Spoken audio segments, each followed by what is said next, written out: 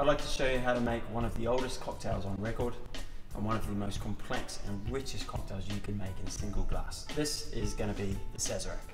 And the Sazerac was a drink that was actually created or credited to a gentleman named Antoine-Amédée Peychaud, a Haitian gentleman who actually made one of the key elements in it, which is Peychaud bitters. But we'll come back to that later on.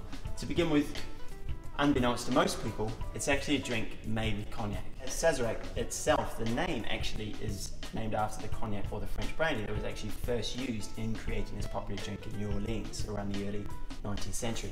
These days you'll find it's popularised using an American whiskey. Still a fantastic serve, but sticking to tradition and sticking to what works, we're going to be using cognac.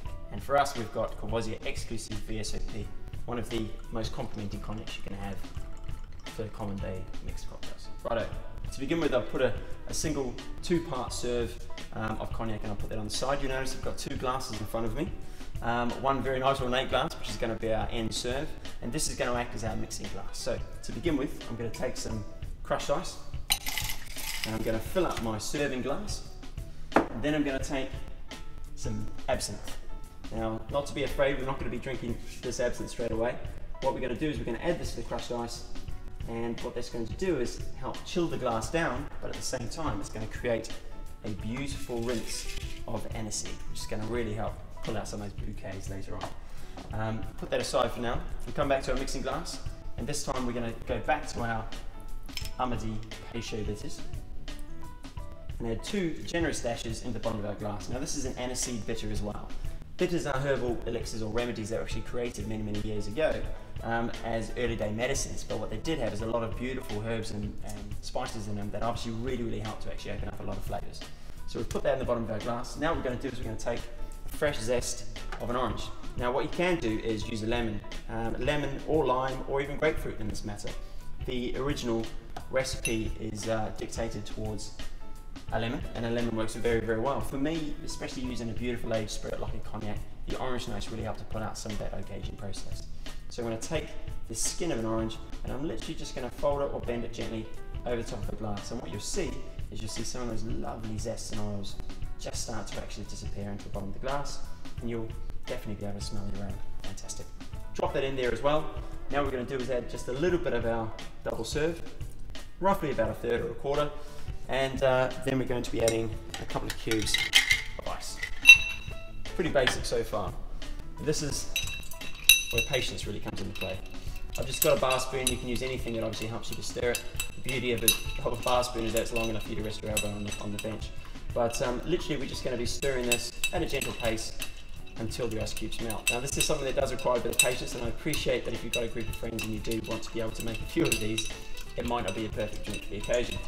But this drink was so tasty and so popularised around the early 19th century that there was a bar called Exchange Alley in New Orleans that was very well known for its 120-foot long bar. But apart from that, it had up to 15 bartenders behind it doing nothing but serving the Sazerac cocktail most times of the day. So if it was good enough back in the 19th century, it's definitely good enough for you. The beauty of this process, in all its simplicity, is that yes, you are adding obviously the diluted ice, which is water, but by stirring it at the same rate of dilution, you're creating a perfect viscosity, a perfect sort of thickness or evenness to the drink that you definitely wouldn't get by just adding water over the top of the cognac itself. Through the sweetness of sugar, which we're going to add in a little while, it's going to help to dissolve that and dilute that into the drink as well to take some of the edge of the cognac away.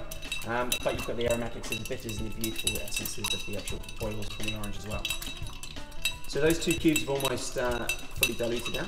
What I'm going to do is I'm going to start adding some sugar syrup. I just have a very simple syrup here, which is very basic. It's up to you how much you want to add.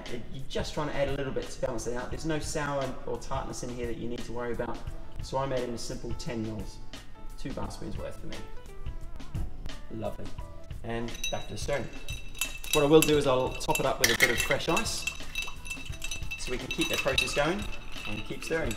But at this stage is a good time to reintroduce your initial glass. This is the glass we're going to be serving in.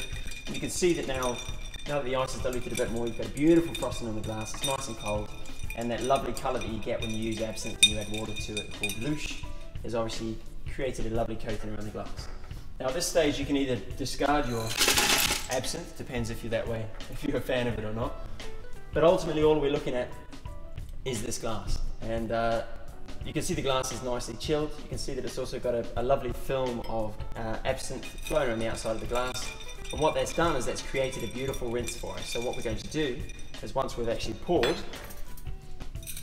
this perfect mixture into this freshly chilled and aromatic glass, what we're going to get is our perfect serve of Courvoisier exclusive cognac, which is VSOP, so it's aged between 6 and 12 years. But what it does have is it has a little bit of sugar to help take away some of that sharpness of the alcohol. It's been beautifully softened up with the water that's been evenly diluted into the drink as you've stirred at the same time. But it has been obviously opened up also with the aromas of a lovely orange zest, and also has the aromatics of the bitters going through there. Now at this stage it's nice to reintroduce the original orange zest, or at this stage I like to reintroduce a bit of lemon as well, just to add a new dimension. But either way, we're just adding not just a garnish, but we're using a garnish that obviously has an effect through the drink. So we've taken another nice little thin slice under the skin of the lemon. We're going to snap that over the top. You can see those oils absolutely just lovingly floating over the top of the glass and on top of the liquid. We're going to twist that into a bit of a swirl, drop it in the top, and that literally is your Sazerac. It's not quite as aesthetic as some of the cocktail martini glasses that people expect, but this is a drink that goes all the way back to the beginning of the 1900s, one of the births of the cocktails. And trust me, when you actually get your first nose in there and you get the absinthe, the oils, the bitters, and the cognac all coming through there, it's one of the best things you can have in a glass. Enjoy.